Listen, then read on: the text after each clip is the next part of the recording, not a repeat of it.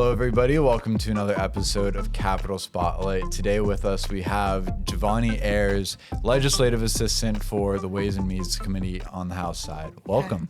Thank you for having me. I'm so excited to be here. Yeah, you are one of the OG staffer spotlights. One of the ones was featured on The Hill, too, so that was kind of cool to get that extra exposure, but we're glad to have you on the podcast now and put a real face to the name, you know? Yeah, of course. And thank you for that Hill spotlight, because my mom shows it to everyone back home, so. There you go. That was like the moment where I realized we actually had something as a business when we would feature people in staffer spotlight.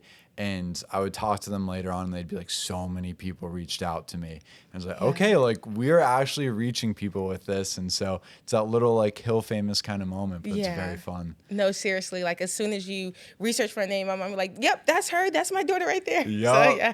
Gives you some great SEO, right? No, really.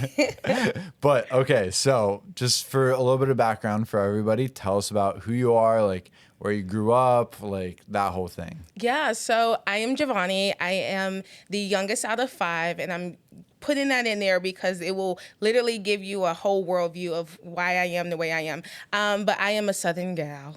I am from South Carolina, born and raised. And I've grown up in the South. That has been my whole life culture. Again, I'm the youngest out of 5, so I have a twin sister. Nice. I think you highlighted that in my earlier few years ago. So I have a twin sister, but also my mom's a twin. Oh, it runs in the family. It runs in the family. Oh my gosh, don't tell me that. No, I'm just kidding. So yeah, and I'm also a PK. Okay. And if you don't know what a PK is, I'm a preacher's kid. So yeah, that has been my life so far. And I'm here in DC. Those are a lot of defining characteristics right there. So first off, 1 of 5, being the youngest child, like what is that like in the home and like how has that shaped you now? Yeah, so people would think it was like really, really chaotic, but it was like a lot of fun.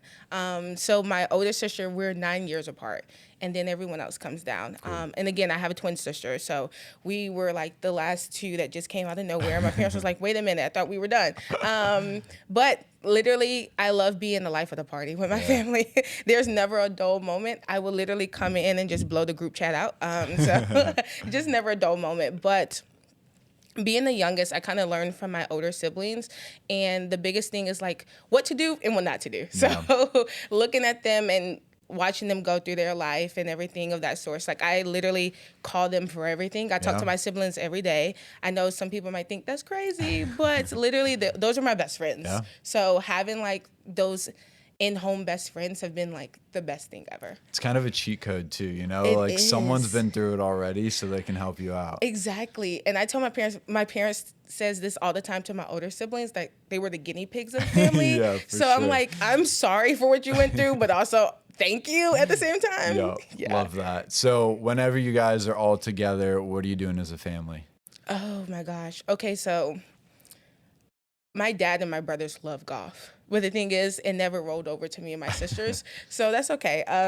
But most times we're out there just watching my dad and my brothers play golf. Like this weekend, we're going to Topgolf. Nice. So golf will be incorporated somewhere in there. And then other times just sitting around watching TV, but also like just laughing. Like we do a lot of laughing. For sure. Just looking back on things, but we laugh a lot. Like we got an Airbnb last year, and the entire time we was like in one room laughing. Like it's this gigantic Airbnb, and we're just in one room just laughing. Yeah. Love that. So are you someone that like follows PGA Tour, watch Full Swing, anything like that? Oh my gosh. I feel like I had to follow that my entire life. Now that it's a choice, I don't have to. Now that it's a choice, I'm like, eh. But no, it's so funny because every time, literally, I called my dad the other day and he's like, oh, I had to call you back. I'm on a golf trip. And I was like, what? Like, you just took off days just to go. He was like, yeah, okay. I was like, all right, you got it. Love that. He's like, you guys are out of the house. I'm going to go do what I want. Just do what he wants. Yep. But I love that for them. Yeah, for sure. Looking forward to that part of life. I know, right? Just decide whenever I just want to go on a trip with my bros. All right. So one of the next character defining things, being a twin. What is that like? Is she in town here? Is she somewhere else? Like, I feel like some people get that misconception of twins just do everything together. No, so yeah, she's back home in South Carolina. I love being a twin, honestly, because sometimes it's like when I pick up on things, I know I could call her. So it was funny growing up. My mom will always tell us, like, when her twin got sick, she would get sick. Or if one felt pain, the other one would feel pain. And we thought that was just like really crazy. And I was like, girl, please. Like, I don't believe that. Typical mom stuff, no, right? typical mom stuff. But when we started to grow up, I was like, wait a minute. Is your eye twitching? And she was like, wait a minute. My eye was just twitching 30 minutes ago. And I was like, okay, hold on. And then she was like, wait, my elbow is like feeling funny as yours. And I was like, wait, but last week it was, but I didn't really think nothing of it. So now it's just like one of those things like, okay, are we at that age where where we called my mom crazy and now I was like, okay. Yeah, your 20s will do that to you. Life will do it to you. Nice. And then, all right, being a preacher's kid, what has that been like? Tell us a little bit more about that experience. Yeah, so growing up, being at church 24/7 was like not the move at all. Cause like, you want to be out there with your friends and having fun. And we had those moments, right? And then we of course had our friends at church too. But it honestly turned out to be one of the best things ever. And I say that because we learned how to serve people. Yeah, for sure. So watching my parents, I think the best part about it was watching my parents outside of the four walls Monday through Saturday.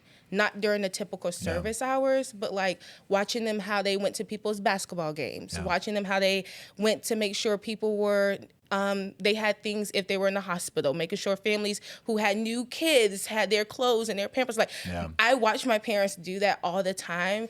And that there was moments I was like, well, who's doing that for you guys? And I mean, like, of course, you have those moments there, but watching my parents do that constantly, but now seeing that so much reward has come back to them, I think that has been amazing.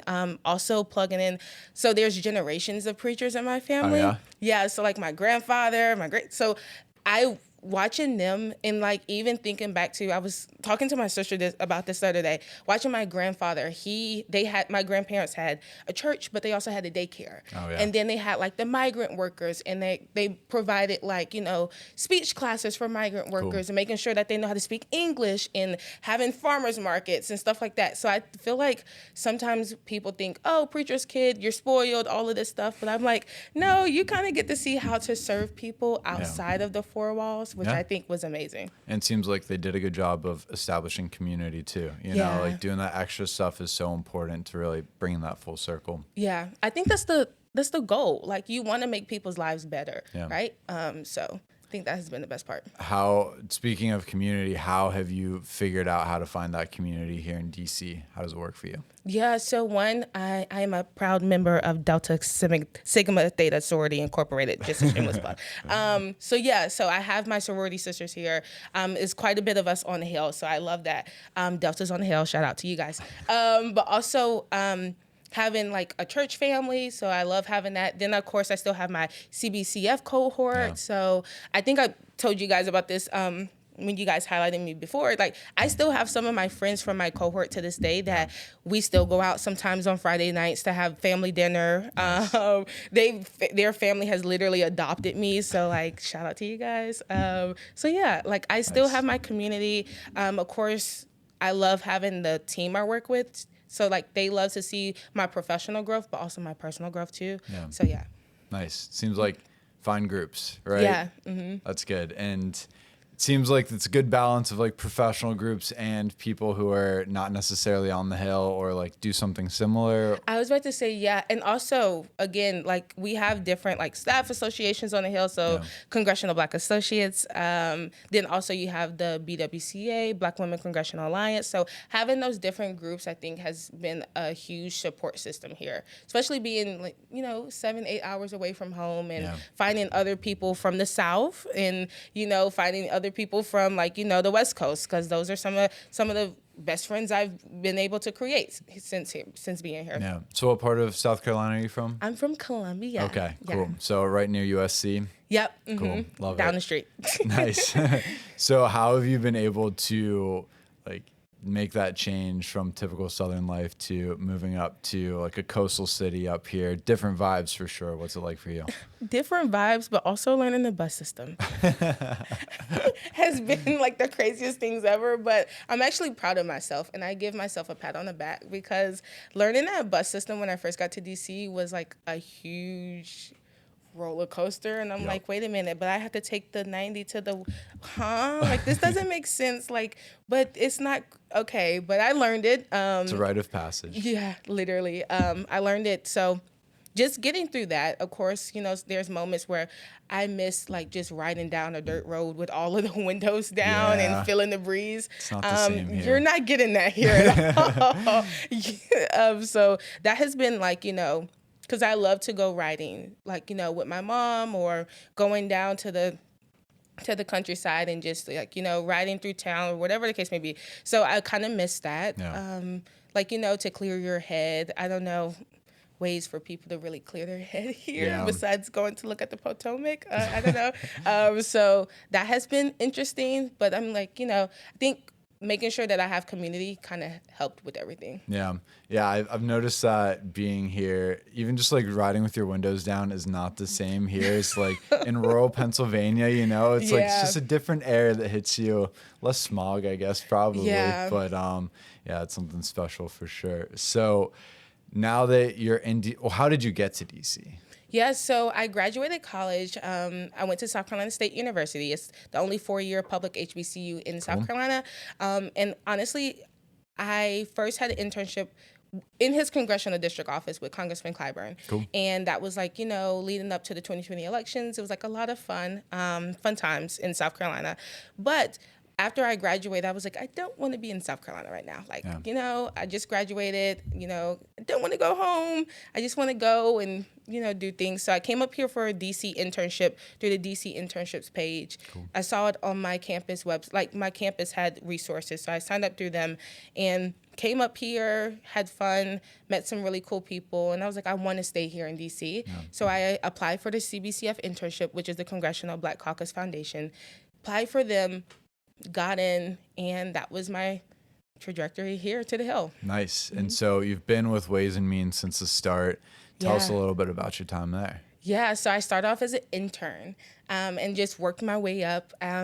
Honestly, the best piece of advice I got when I first got to the Hill was be bold. So I was really, really bold in what I wanted. And I told them I didn't want to leave. I wanted to stay here. So it turned out from being an intern to then being a staff assistant, then working my way up to being a legislative assistant / clerk.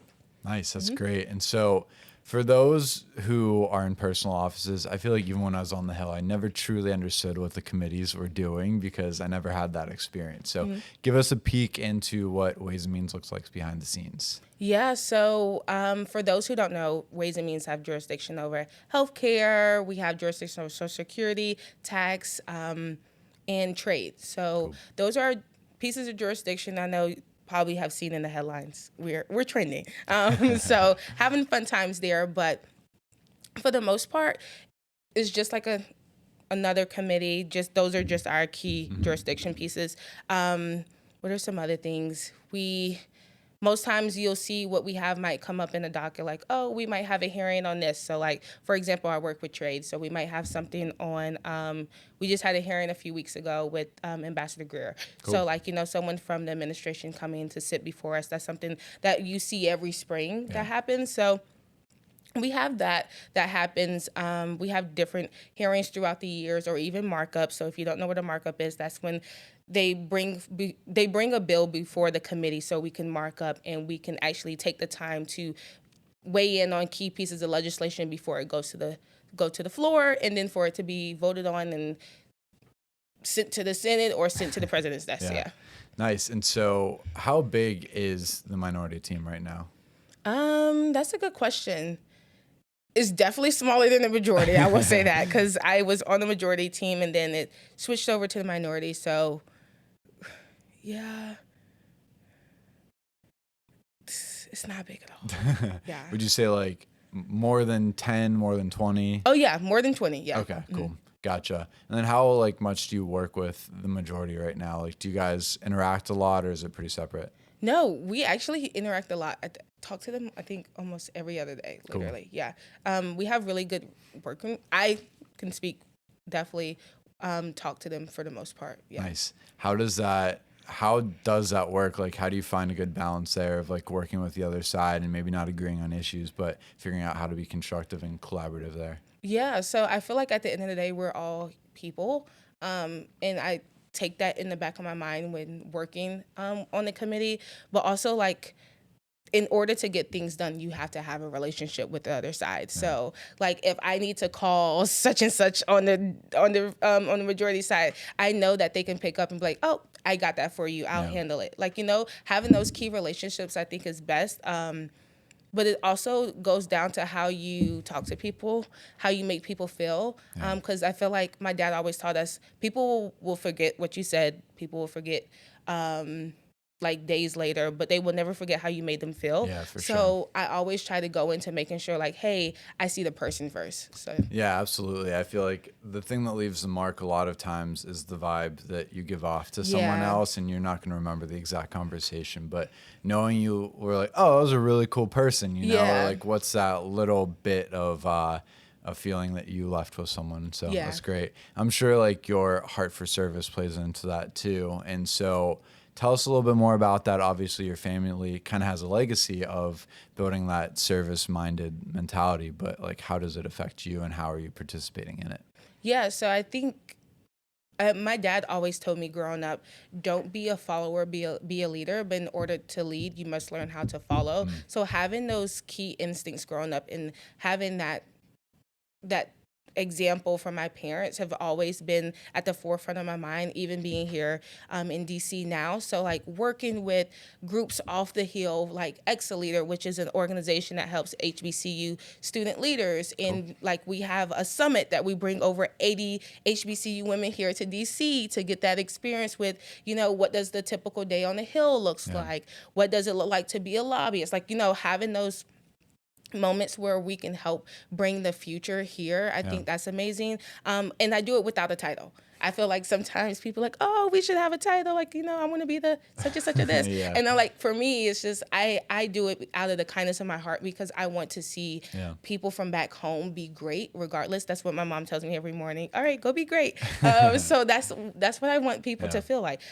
So even now being the president of the Congressional Black Associates, like I want all of us to thrive. I want all of us to be great. I want everyone to, be able to walk in any room and feel like, hey, I'm meant to be here, right? So having that mindset and like leading with that has always been the forefront of my mind. Yeah, I think like anytime that you can be creating more opportunities for the people that you used to be, like making that jump, I think it's super important. It's something we want to do, but I think it's something staffers can do on an individual level as well. So how can other staffers kind of resemble what you're trying to do here, where you give opportunities to the people that are going to come up after you and be the next staff assistant on Ways and Means? Yeah, so I think one, it starts with just getting out and having coffees or talking to the interns, getting out there to talk to high schoolers. One thing, I do a lot of community service, so learning the people in the community, but also giving back from where you came from. So whether that's like reaching out to the students who's at your school. So like I will reach back out to some of the young ladies at my alma mater and, like, hey, these are some programs that are coming up. These are like an internship if you're looking for. Like there's one who I've been talking to for the past few weeks because she's trying to get an internship here in DC. Like finding ways to make sure that you're sharing as many resources to people because again, you don't want to leave the room the same way you came in, right? So if I'm the first such and such in this room, I want it to be 5 more coming behind me. Yeah, for sure. What are the pieces of advice that you're giving the young people, whether they're interns or like trying to get their first spot on the Hill? What are you telling them to do? Yeah. Where's the camera? I don't know which one. No, that one. Move in silence and let your work speak for you. There you go. Yeah. We're trying to fill time here sometimes, but like, there's nothing else to say there. That's pretty good. Yeah. Say it again. Move in silence and let your work speak for you. All right. Yeah. I like that. I think a lot of people on the Hill, including myself when I was there, we all fall into this trap. Like you want recognition for what you do, right? And you want to be acknowledged, or you want to make sure that someone knew that you did something. And so you make a little comment of like, oh, like, yeah, I did that. But That's good. I was gonna say I got that was a piece of advice I got when I was in college, and I was like, "Oh, wow, okay." But sometimes people won't always understand the work you're doing, Yeah. and sometimes it's just like, "Okay, I can show you better than I can tell you," type of thing. Yeah. And sometimes it's like, just do it, regardless of who gets the recognition or who wants to be seen. Just do it. And that's, I think, when I got that when I was in college, I was like, okay, bet I'm going to go full throttle. And I just did everything in college. Even like, creating a bill for HBCU students in the state of South Carolina. Like, hey, regardless, we need to have as many HBCU students coming to the table to talk about some of the challenges they're having on campus. Yeah. Don't care who gets the recognition. Just make sure students are at the table, Yeah. talking. So, yeah. Yeah, I think that happens a lot too, where the more you try to get recognition, it doesn't happen. But when you're really focused on like a cause, something you care about, and you really don't care like where the recognition comes from, it usually ends up coming back to you, and it creates new opportunities for you. Yeah. Yeah, I feel like that has happened to me several times since being on the Hill, including with you guys. So thank you. But yeah, I think that happens, and it's like, okay, you're here for a reason. I literally say this quote all the time: great men and women are only born for the time that they are needed the most. And I feel like most times we're here and we're just going with the flow. But then I'm like, no, there's a reason I was sent here to DC at this specific moment during this political climate to make whatever change, whether that's just smiling to the person in the hallway who is delivering our mail, because I know her name by heart. Or if that's like, just talking to the people downstairs in Duncan, even though they're changing it to Oh yeah, I know. Yeah, that's a little big topic right I now. know. But whatever the case may be, I feel like whatever moment I'm here for, sometimes I question it, but I'm like, no, I'm here for this exact moment. So I'm just grateful. Yeah, it took my parents, I'm an only child. It took my parents 8 years to have me. And it's like, why this timing, right? Like, it's definitely something where you ask God, you're like, why did it all happen in this time frame? More them than me, right? Like, I'm sure it would have been so frustrating waiting 8 years to have a kid, but there are reasons why we're here at this exact time. And I think especially for someone like yourself who's willing to like talk to anybody and to be kind and to like make sure that you know the male person's name and make sure you're interacting with like the other side staff on the committee, that is so needed at this time in particular. So it's really good to see that you've been like honed for this. Yeah. If my parents found out that I was doing anything else, then they would be up here. So Love that. Oh, that's great to hear. So you're also CBA president, Congressional Black Associates. Tell us more about your experience with the CBA and now as president. Yeah, so when I first came to the Hill as an intern, they were like, oh, you guys have to join these different organizations, and CBA was one of the first ones I joined. So I think it has been an amazing experience. One thing I love so much about what CBA does is not just on the Hill, but off the Hill. So getting out to the community, and I love the community service, whether that's we're doing something with Horton's Kids or just doing different things. I just love every bit of that, because sometimes we have to be reminded of the work we do. It's not just about us, and it's not just about our members. It's about the people who make up our community. So I really, really love that. But also the friends you make in the organization, right? So I remember meeting one of my friends, and I actually met him through Waze, but it wasn't until I saw him again at a CBA meeting. I was like, oh, you were the other Black boy in the Ways and Means room. We have to be friends. And he was like, oh, okay. And we're literally close to this day. So I love that. So yeah, the endless friendships like you make within this organization, and you never know the person you're sitting next to during a general body meeting where they will be next. So for sure. Talking to such and such, and now they're like working for Apple or working for you just never know who you would encounter in these organizations. So I think that's the best part of having community on the Hill. Yeah. More often than not, the people on the Hill are going to go on to do something cool. So it's cool to see where they all go, and to have an organization that's like spreading people out like that is awesome. So in your role as president, what are you doing? Yeah, so right now, this year, we have been doing a lot of professional development. So one shout out to our amazing CBA board this year. We have done so much in such a small time frame, but I think that's great because that speaks to the work ethic we have on our team this year. But mostly professional development and making sure, like, our general body members are having access to so many rooms, but also making sure that they know the resources we have here on the Hill. So, like, with you being a new dad, and that shout out to the Life Care app, because Nice. we have access to different resources on the Life Care app, and care.com, you get premium.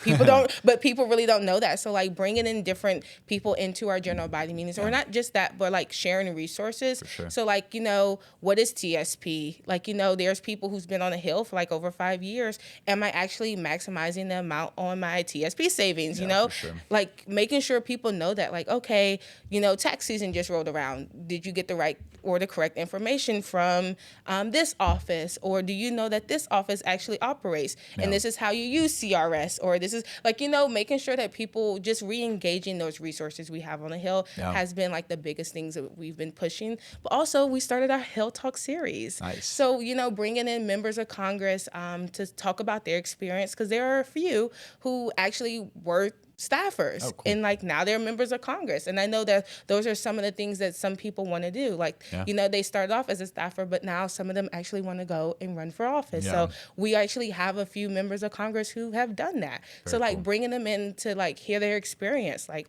how did they get from here to there? So, make sure you let us know when they happen. We'll put them in the Connect newsletter. Oh, yes. I would love that. Always want to shout that out. Yeah. But I think that's the great part about staff associations in general that maybe people don't always know about. There is that built-in community. There are resources there to help you experience it. Since there's more of like an HR now on the Hill, but there's really no collective like way of doing things. And so if you can find other people that help you through that process, that's great. Yeah. And also just making sure, like, there's so many people on the Hill who wants to see you grow and be great. So, like, bringing in those people, like, hey, I was once there in your shoes. How can I help you get to where you want to be? And that's the goal. What has been the thing, the mindset, the person, whatever it is that's like helped you succeed on the Hill? Like, what is that guiding star for you? Yeah. I had to say my staff, right? I think I was saying this earlier, but having a team that doesn't want to just see you grow professionally, but personally has been the best. But also, like, my staff director and, like, my other staffers on the committee, like, they've literally have watched me grow from just being an intern to now where I am today. And it's like, oh my gosh, I was just like the little baby on the committee. And now, like, watching other staffers come in and, like, watching them grow. But I have to say, like, the team I work with on a daily. That's great. And on the Hill, you can move around so much into different offices, and so you don't really grow together sometimes. But that's great that you have other people in the office that you're with, that you've been with for a while now, and you get to see everyone grow through that time. Yeah. That's great. So we want to make sure that we mention some of your personal stuff too. So tell us, we know you like Afrobeat a lot. So. Yes, Afrobeats and piano. My earrings are from Kenya. Oh, very cool. Yeah. I like those. They match the dress too. Yes, it does. Good move. Good move. So, you said you like to go out to bars around here and like listen to Afro beats, or like, do you have any spots in particular? Park at 14th. No, I'm just kidding. Park at 14th was a really, really good, fun time. That's where I like to go. So. Okay. Also, I should have asked you, where do you stand on the Dunkin' Starbucks issue? This is important stuff. We're going to hold you to it. Ooh. Oh my gosh. During the pandemic, my parents had all of the Dunkin' pods that they were used for their coffee machines. So I don't know. Because my parents are a Dunkin' Stan account. Okay. All right. So RIP Dunkin', you'll stick with them. Sad. I was about to say, no, literally, my parents literally had the Dunkin' pods for like the whole pandemic. That's the only thing they drank. And I was like, okay. So yeah. That could like scar you for life on Dunkin', It or it could be could, like it a very could. homely I mean, thing, it was you know? it was free, so I took it. There you go. Yeah. All right. So last thing, what do you want people to get out of this about knowing who you are as a person? Yeah. I think it just goes to like one of the quotes I said earlier. Just be reminded that we're here for a particular reason. So be kind, talk to people. This world does already have its challenging moments. People are always going through things personally, professionally. Like you never know mentally. It is Mental Health Awareness Month right now. That's something else we're pushing with CBA, making sure like our members know like, hey, these are resources you have as a staffer, like, because if you're not okay mentally or physically, then how can you go and be great for other people and show up for other people? Because you can't like, pour from an empty cup, right? Yeah. So making sure that people know like, hey, take time for yourself. Go find your community, whatever the case may be, but be kind. Yeah. There you go. That's it. Yeah. Kind, graceful, just... Yeah. Give people the benefit of the doubt too. Yeah. I feel like people are very reactive on the Hill, and I mean I fell into that category all the time. But you don't know what the other person on the other side of that email is doing or something like that. So give them the benefit of the doubt. Yeah. There you go. I shouldn't even spoke. You said be kind. That's it. End it there. No, Javonni, thank you for coming on. No, thank you for having me. Appreciate it.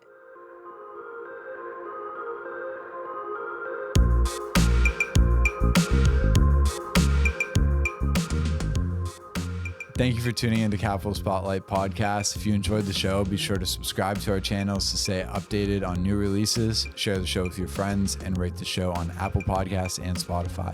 For more from Connect, subscribe to our daily newsletters, follow us on social media, and check out our website, all at Capital Connect, capital with an O, CNCT. See you next time.